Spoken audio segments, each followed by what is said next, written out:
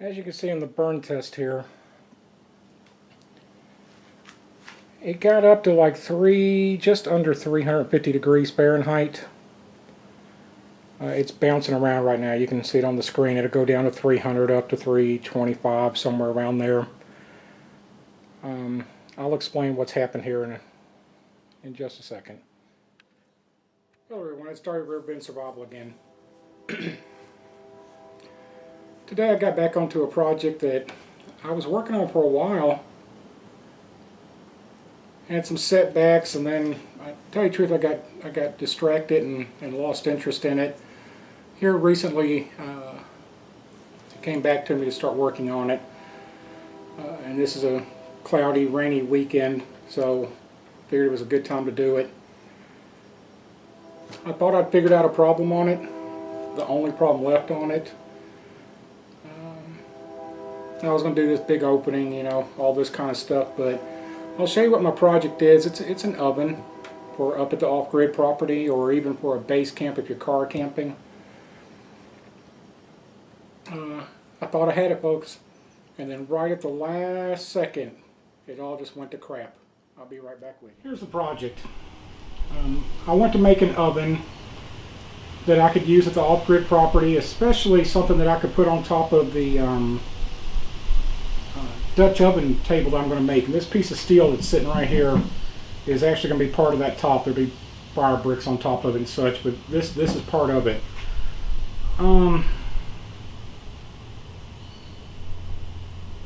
It didn't come out. I have a problem and I can't figure out how to fix it. Hopefully somebody out there can tell me how or what to use to fix it.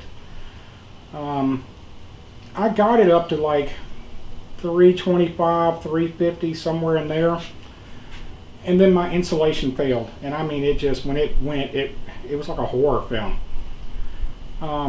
I'll get this reset so you can get a closer view of this to see what I'm using as the base for my oven, and then I'll tell you, you know, how I made it, how it works. I mean, it works, just not as efficiently as I want it to. And then, you know what, I'm just going to open it up, let y'all send me back replies, maybe even video replies, to tell me what you would do to fix the problem with insulation. Let me get the camera reset. Here's what I'm using. For any of you that have ever gone to a restaurant and gotten iced tea, the odds are almost 100% that you've gotten your tea out of one of these. I guess I better explain the construction of this container in case you're not familiar with them, just so you know what I'm talking about for size-wise. As you can see, there's the grate sitting down in here. They're fairly large. Liquid size, this section on top holds 3 gallons of water. So this container does not go all the way to the bottom. That's why only the top, I don't know what that is, foot or so of it. Why don't I quit guessing?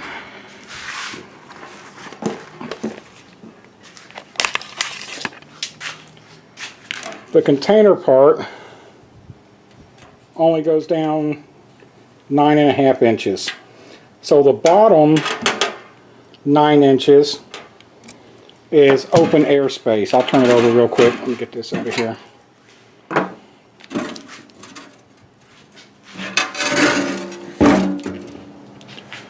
There it is laying on its side. And you can see that, you can see where the chafing dishes, or the heat, the flame is hitting up there.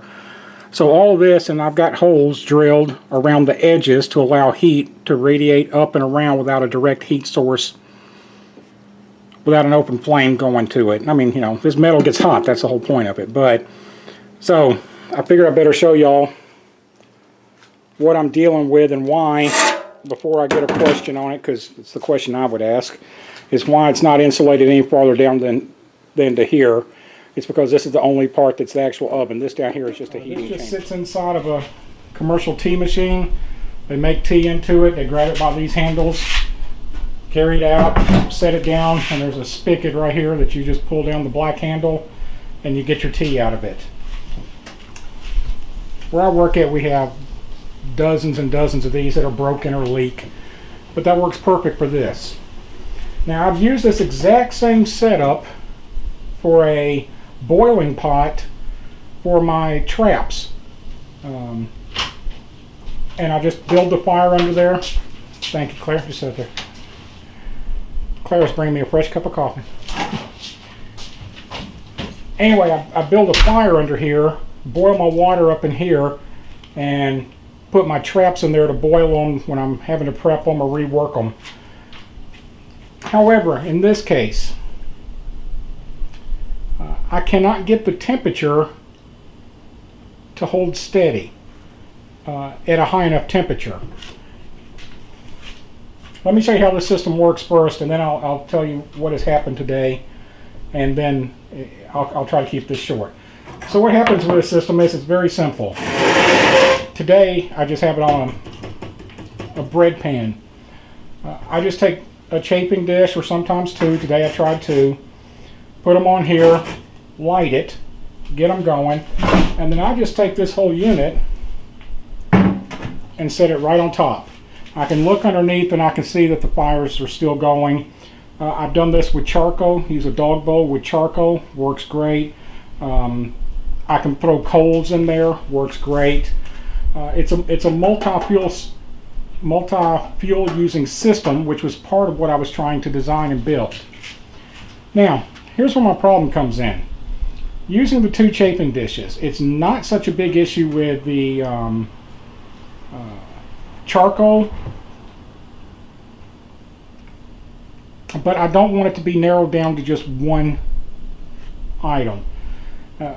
As you can imagine, a bed of charcoal is considerably hotter than these two chafing fuel cans. So I've been messing around with, well, let me back up. I took the broken spigot off of here and I just filled that with JB Weld. Some sort of JB Weld epoxy stuff. I just mixed it up, stuck it in there, filled it in. Same thing I did on the one that I boil in, and it's never dropped, leaked a drop of water.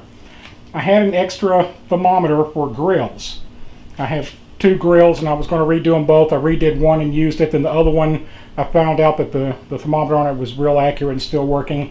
So I have this thermometer sitting around, and it's been here for a couple of years now, and I just drilled a hole, stuck it through there. So what happens is, I put my fuel, light my fuel, set it in there, or slide the thing in there, whatever the case may be. I then take one of these, and you've seen these before, I get these at work too, set it down in the bottom, put whatever I'm going to cook on top of it, and let it go. I found what part of the smell was. And then I just have a lid, which is a piece of stainless steel, that I cut down and bent the edge over so that it fits the top of this, and I insulated it too. It sits right on top, voila, off it goes. Now here's where the problem comes in. Without any insulation, with two sterno cans, I can get to about 250 degrees. And just watching the heat waves radiate off the side and off the top. So all my heat is being lost. So I decided to go to Lowe's today and get some insulation. They had a couple of different kinds, one with fiberglass, but it had a fire rating of 150 degrees. I don't think it catches on fire at 150 degrees, but I don't know. And then they had another type of insulation and a foam insulation. I knew foam wasn't going to work on here. So what I wound up buying was this, the Reflectix. Wrapped it, taped it, did everything with it, put my two cans in there for a burn test. It started heating up, it was climbing, it was sitting there, and I was like, oh man, time to get the camera, this is going to be awesome. Got to 300 degrees, I went and got the camera and microphones and stuff, brought it out here and set it down. It got to about 325. I was just getting ready to record, and it was starting to waver between 325 and 350. And then all of a sudden I started hearing a little tss, tss, tss, tss, tss. I was like, what in the hell is making that sound? So I come over and I look. I hope it shows up on the video. This is padded right here. This is metal. Padded metal. The this stuff, and I saw it when I was putting it in there. It was in a sealed package at the store. I saw it when I was putting it in there. Let me hold this up here.